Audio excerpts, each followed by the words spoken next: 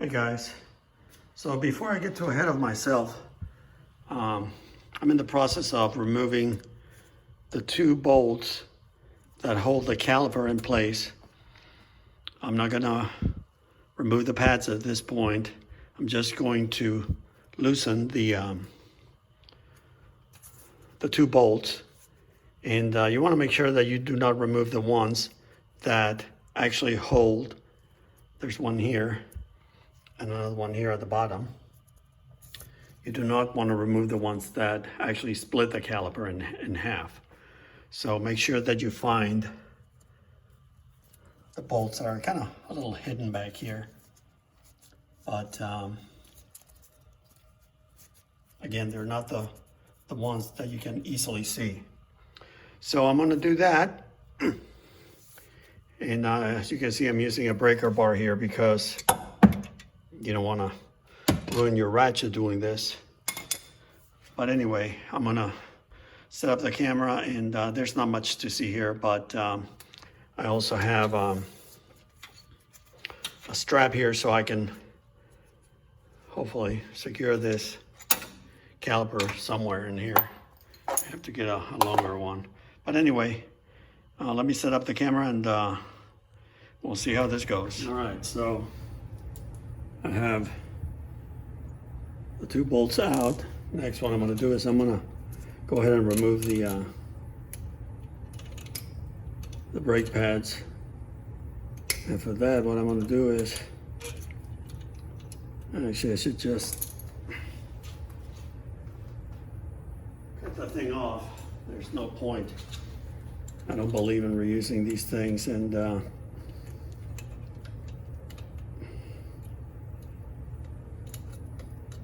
so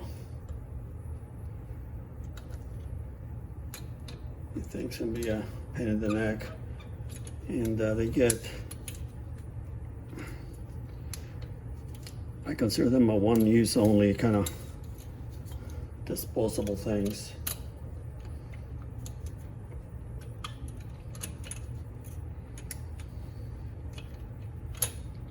Okay, so that is out. The cotter pin is out. Next, you can remove the long pin that holds the pads in place. And then, actually this is loose now, so you can work these things out of here. They're going to be under a little bit of pressure, but it's nothing excessive. So you just want to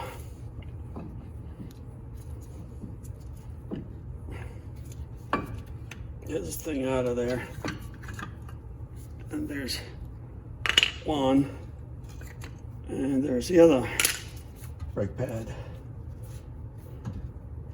And next we're gonna hang this thing back here with this strap bungee cord thing that I set up. So let me get the camera out of the way. Be back in a minute. As you can see, the caliper now secured by this bungee cord. It is secure in place. Good time to inspect your brake pads. These are good. I guess I didn't use any grease back here, but that don't matter. We're gonna correct that. So let's set those aside. Next, what I like to do is, let me try to zoom in here a little bit. This one is gonna beat to hell, but I like using a channel lock for this.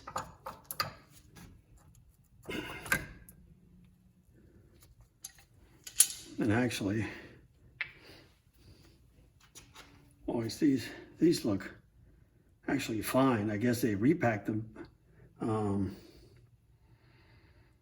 not long ago, because this is all clean and nice looking in here. But let me tell you, that's a good thing to ensure, because you want to make You want to make sure that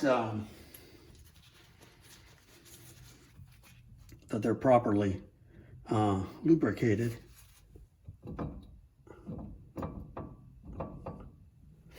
I'm going to go ahead and remove the rotor anyway, since we've gone this far. And make sure that everything is okay in there. Probably going to go ahead and clean everything up and repack them anyway. So let me do that next. Okay. So again, you're going to have a cotter pin here, and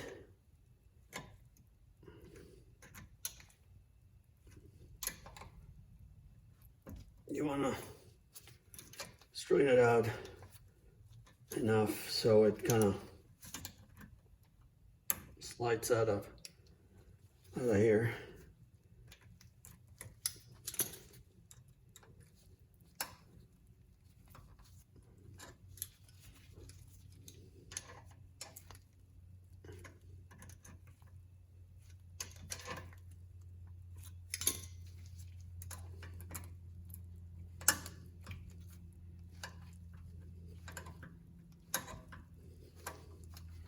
And again, you're not trying to save these things.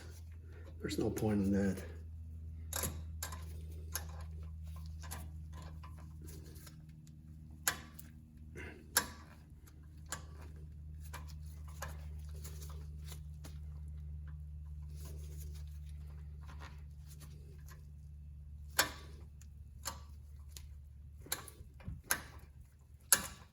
There we go.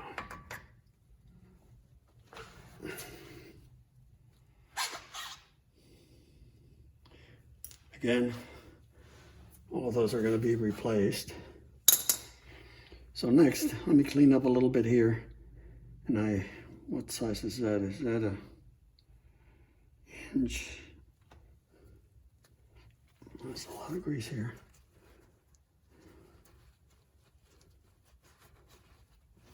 This is looking really good so far.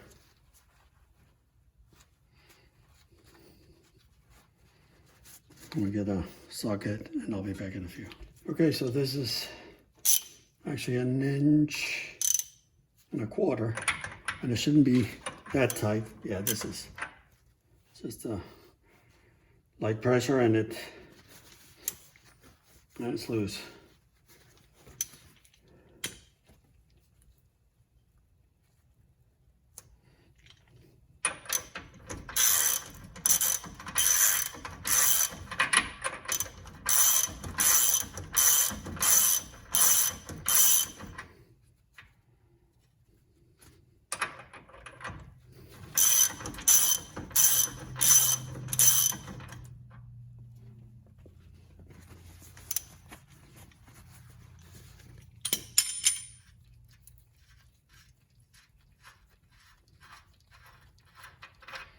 Okay, so I have the castle nut out of there.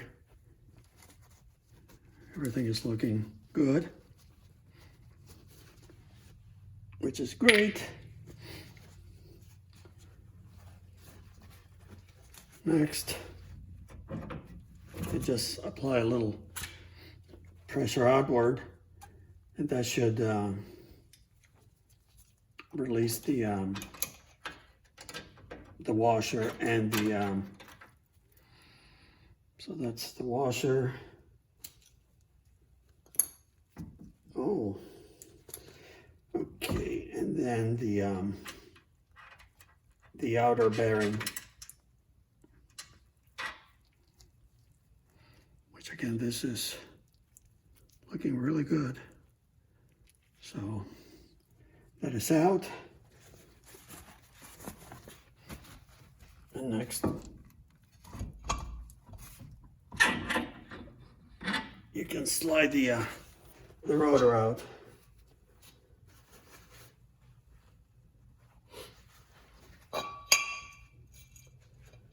So there's no rivets here. I don't know if these were riveted or not originally, but so So anyway, as you can see if we can focus better here. Everything, the spindle is in good condition. And of course there's a, this is heavy, so see if I can reposition the camera. So you have here a seal that I'm going to remove in a sec, and then you have the inner bearing, which should come out anyway. So let me clean this up. Well, this is almost out here, so let's see if I can. No, I'm gonna need to bring the seal puller and get that thing off. Alrighty, so I have the rotor here on the workbench, and I have my seal puller. These are pretty cheap, under $10. We'll buy you one. And there you go. I'll buy new ones because you don't want to reuse seals, especially after you have to yank them out of there. And here's the inner bearing.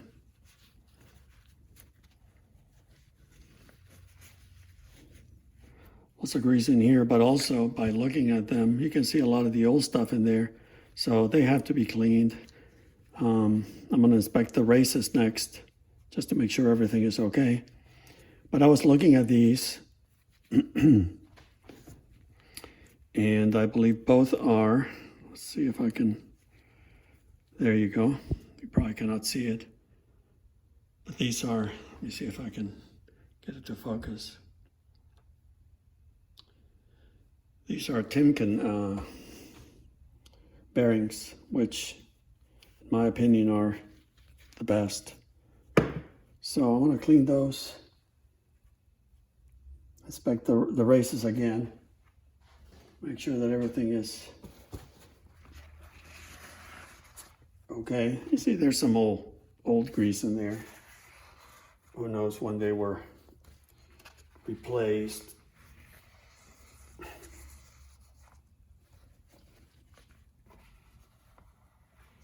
So, yeah. I mean, other than that, it looks really fine. So, but again, I'm gonna have to look through my notes. I thought all the rotors were riveted. Pretty sure they were. This one wasn't. So what I did is I secured the hub in here with the with 3 lug nuts. So I didn't want to, everything is working fine, so I didn't want to start repositioning things when I didn't need to. So again, I'm going to start cleaning, inspecting, and I'll be back. Hey guys. So a quick update here. I checked the bearing braces and they are good. So I'm gonna clean the rotor a little bit. And so this is ready to be put back together. I also cleaned the bearings by soaking them in a parts cleaner for, I would say about, gosh, probably 6, maybe 8 hours. I don't recall exactly, but they turned out very, very nicely. And they are ready to be repacked. everything else is clean. I have my cotter pins ready to go. I also cleaned the brake pads, basically the back portion here, you know, OCD when it comes to certain things. Touched up this cap, dust cap, a little bit. Everything else is, again, clean and ready to go. I may run over to the hardware store and get a couple of grade 8 bolts and washers to replace those if I find the right ones. The only concern is, I mean, and it's almost nothing. There's a little bit of pitting back here, which is to be expected after 4+ decades. So nothing extremely serious, but I mean, again, if I find the right ones, I want to go ahead and replace those. And everything else is clean and ready to be reassembled. So I'm gonna buy a bearing grease packer. It's a very simple tool, and I'll show you that when I put it to work. And I also ordered last night 2 seals. So I'm going to be replacing these. They're very inexpensive, and I ordered them online for local pickup. So I'm going to be getting those. I'm going to get a little bit of grease on the pads before I reassemble everything. So pretty much we're ready to go. Okay, so I've been busy removing a ton of extra grease from in here between the races. I don't understand why they put so much grease in there.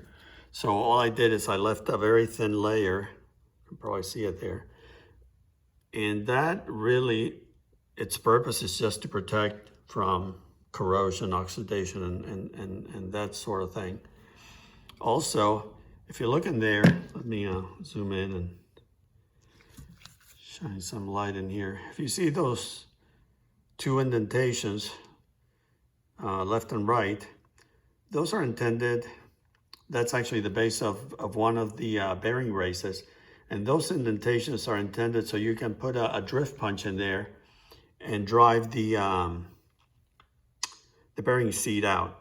And that applies for both the inner and of course the outer races. So I wanted to point that out in case you have to. I'm not going to remove mine, but in case you have to do yours, that's how you get them out. Yeah, I know this looks like a crime scene, but this is the some of the excess grease that was inside the hub, so I'm not going to let it go to waste. And it actually makes, I think, my life a little easier. Since the packer works, you connect your grease gun to the nipple here and you start pumping grease through the shaft. It'll come out through that little hole there. And of course, if you just do it like that, there's going to be a lot of pumping involved. And again, I don't want to waste this grease here, so what I'm going to do, you take your clean bearing, and what I like to do, just put as much grease as you can in the middle of there. And as you can tell, this is a messy job no matter how you look at it. And what you're doing basically is you are pre-filling this area here. And that helps. One, it helps keep the bearing in place.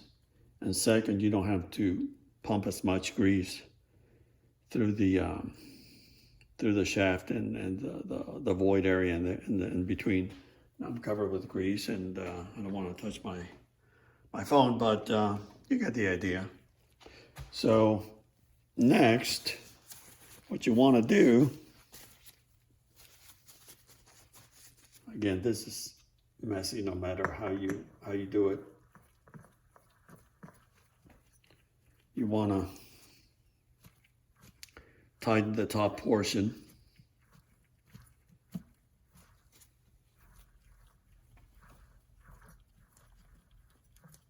And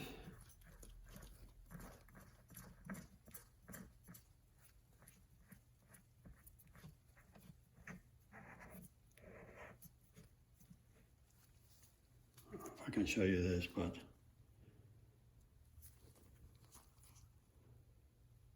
this is ready to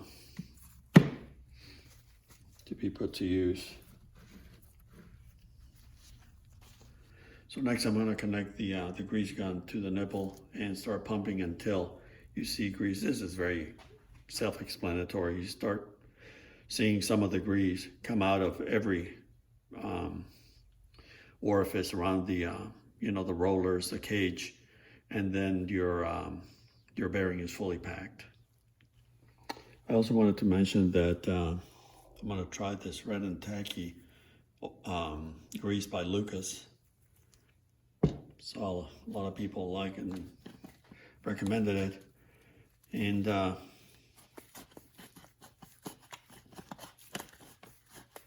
gotta get the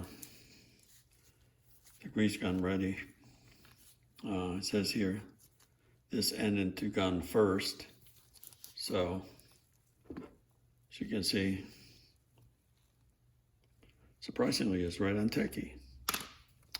So this one goes into the gun first, and what you want to do is, if you are using one of these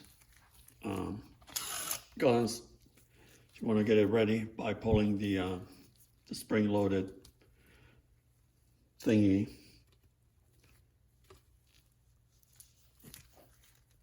And I guess I didn't go far enough with it, but there it is. That goes in there. And then you want to remove the top seal.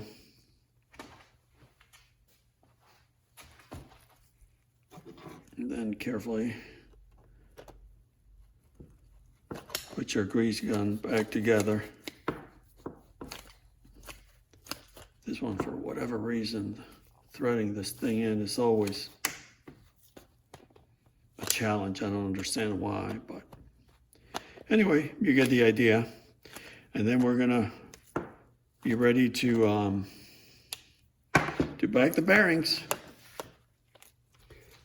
Alrighty. I don't know how well this is gonna work as far as filming the process goes, but again, we have our grease gun ready to go. And you're gonna start pumping this thing. And you can see there already, because I kind of primed that under the bearing, you can start seeing excess come through the bearing. Sorry, kind of hard to pump grease and chew gum at the same time. But anyway, you're gonna keep doing this until you see that this bearing is fully packed with grease. And then we're gonna do the outer one next. Well, I think I got it pretty good. So next, we're gonna split the two halves of the bearing packer.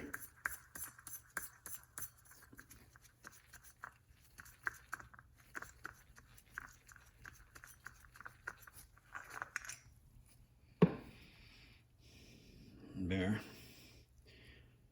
You can see how pretty it is. But again, it's very messy. Kind of sort of looks like a UFO, doesn't it? Anyway, have plenty of paper towels handy because you're going to be dealing with a lot of grease. And you want to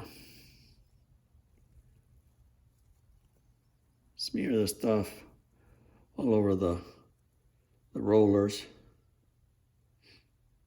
because it is fun. I have grease on my phone, but I just want to show you all how cool these things are versus doing it the old-fashioned way of using the palm of your hand. So anyway, I got oil, grease all over my hands now, but what I want to do is get the other one ready so nothing goes to waste, or I should say very little goes to waste.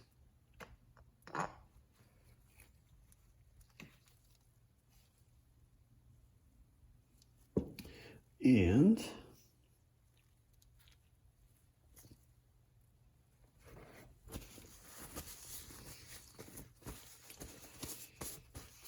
since I'm going to have to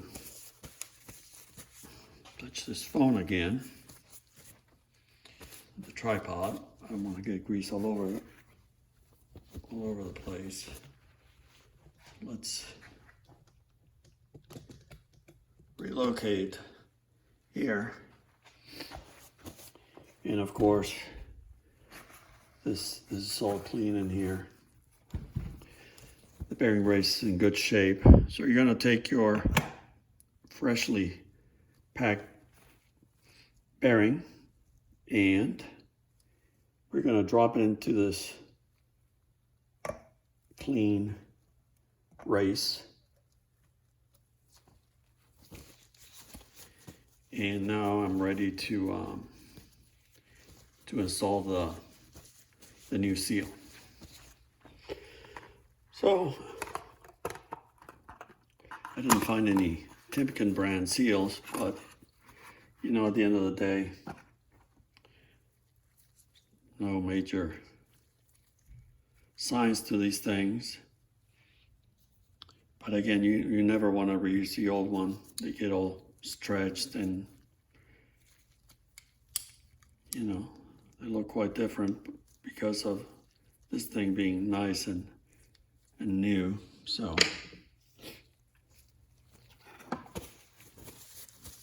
and again, have your paper towels handy because otherwise you're going to get grease all over things. And I know there's usually, you can find a big socket or something. These are gigantic. I mean, this is like, what, 2.5 inches or so. So I use a little hammer or a mallet. And basically, you just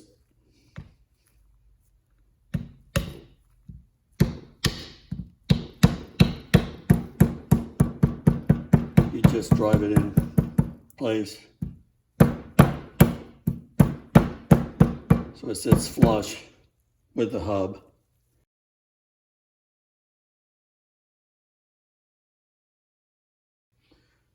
Alrighty,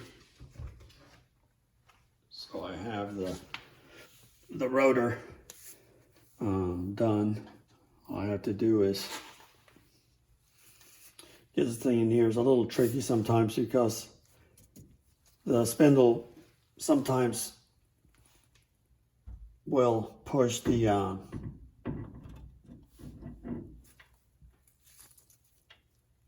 this bearing out. So just take your time, and there we go. That's all there is to that.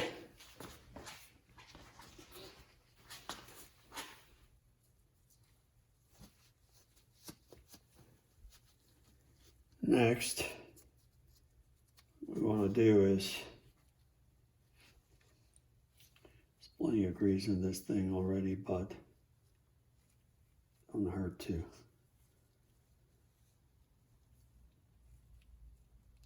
put any excess of the grease that got pushed out back in there. But anyway, you get the idea.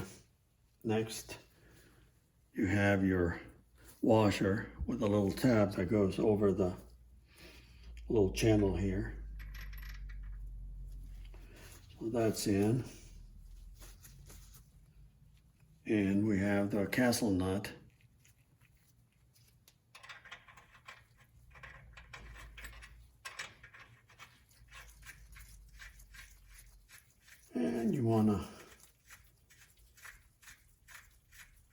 get that started.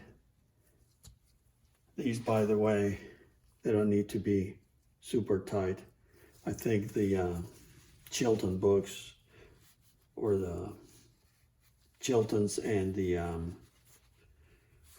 Haynes manual, I think they both call for 12 foot-pounds for this nut. So let me get the torque wrench and we'll get that tightened properly.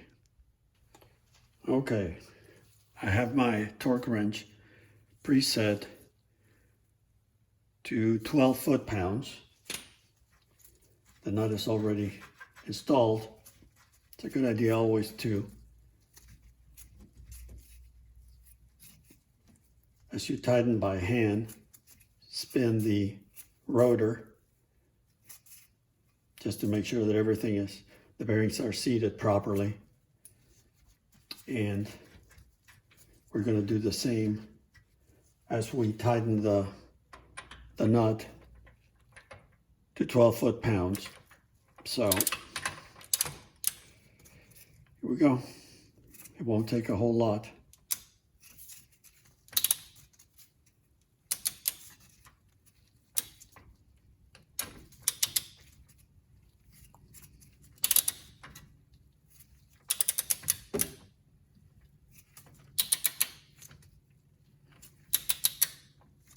And you rotate the rotor forward.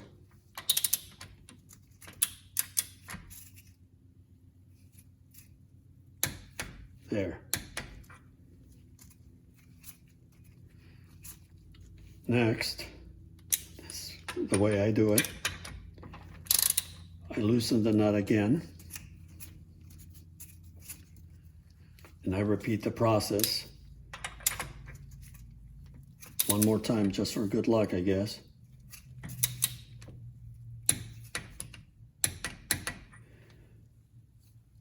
So that is tightened to 12 foot-pounds. Next, what you want to do is loosen the nut.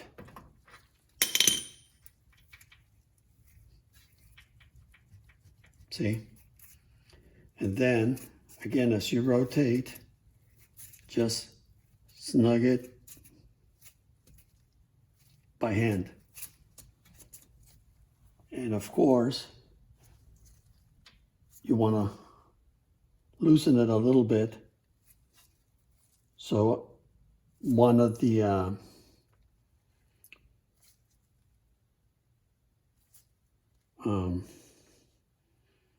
open ends here of the castle nut aligns where the hole is for the cotter pin. And I know that that sounds like it's crazy loose, but that's the way it's supposed to be done. So we're now ready for the cotter pin to be installed.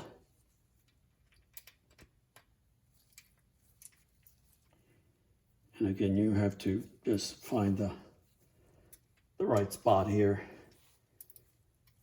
and drive it in. Sometimes it needs to be tapped gently with a hammer.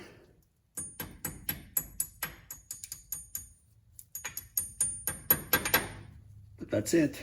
Now we're gonna, of course, bend it.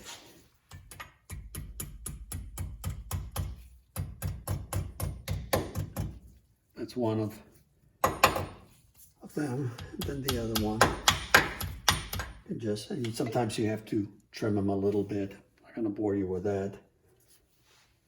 But that's pretty much it.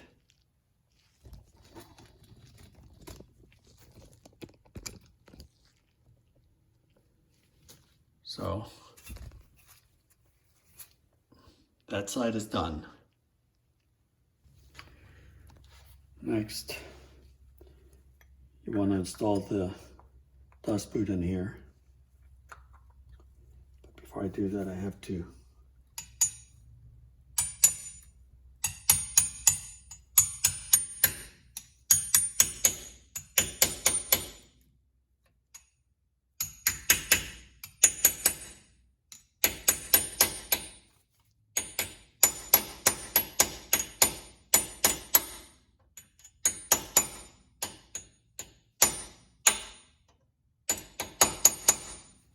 just want to make sure that that cotter pin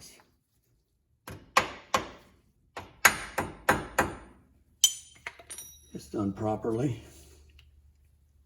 and the dust cap goes in next, and usually all you have to do is just hit it with your hand, and no need to hammer that thing in.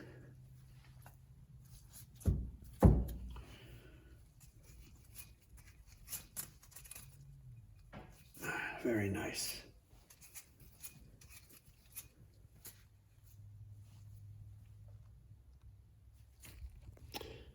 Okay, so next are the brake pads. We're going to prep those. What I mean by prepping them is they are clean, but we want to make sure that there are not going to be any squeaks and noises and stuff like that when you're operating the car. So what I like to use is some of this disc brake quiet, and what you want to do is apply this stuff pretty liberally to the metal part of the pad, okay, and just distribute this all over the metal portion. I'm going to do both pads, of course. And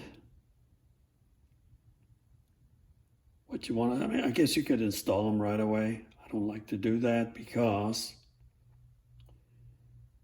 it's kind of messy. So we're going to let, after I do both, we're going to let it air dry for about 10 or 15 minutes.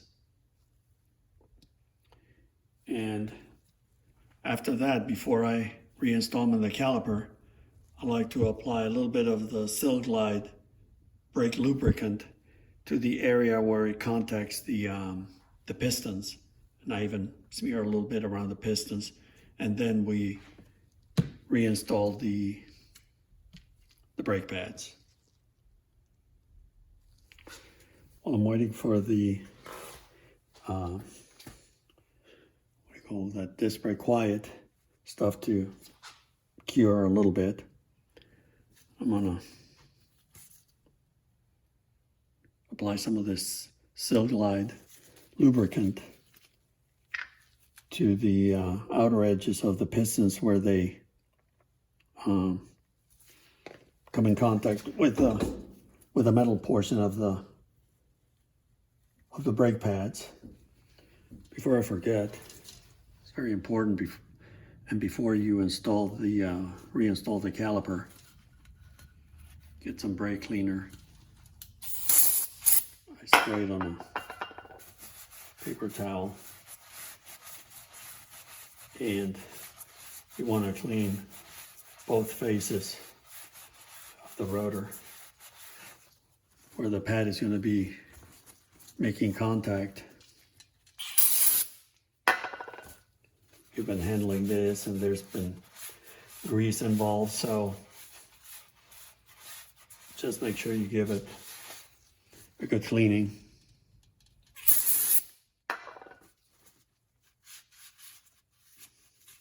So your brakes operate as intended.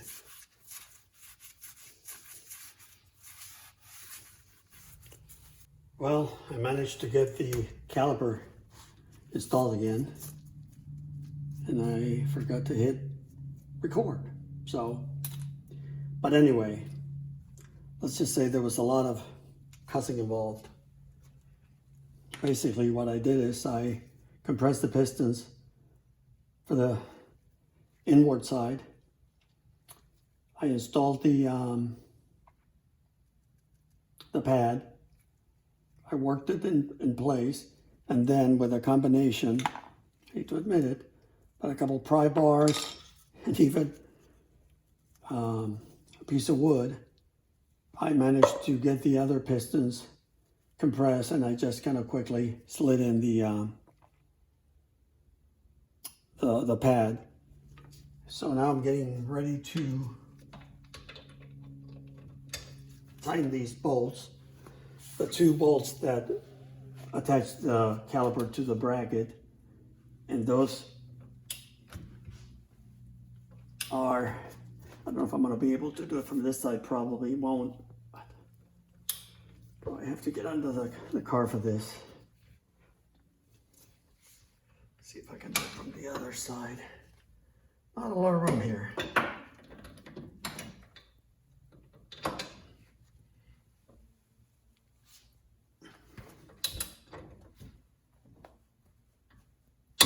There we go. 70 foot-pounds. I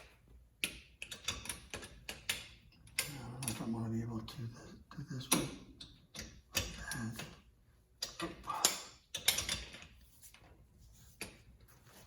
So,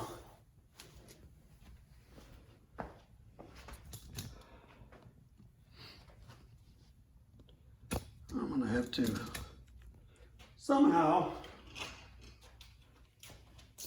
crawl under here and get my safety glasses on.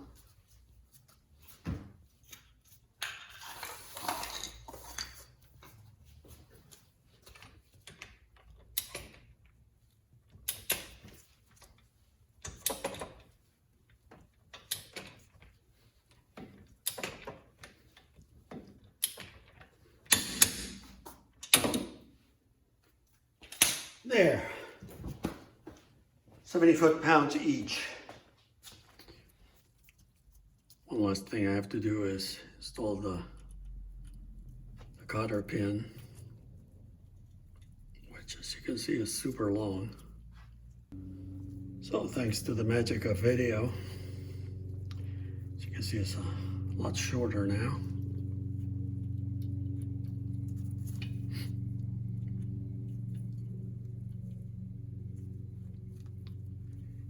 And there it goes.